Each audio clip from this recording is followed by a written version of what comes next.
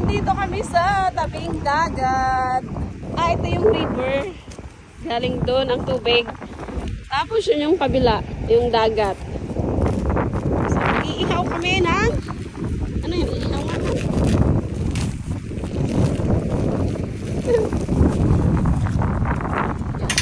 Magluluto kami ng manok dito sa tabing dagat.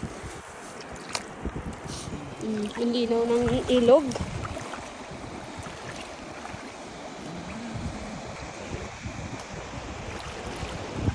Hinuhugasan ang manok.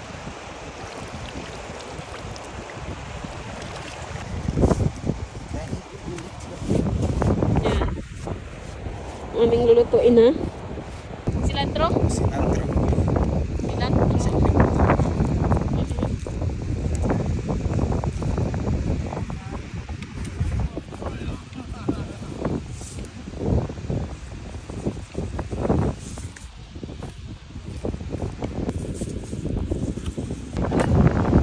So ito, nilagyan na ng Ricardo.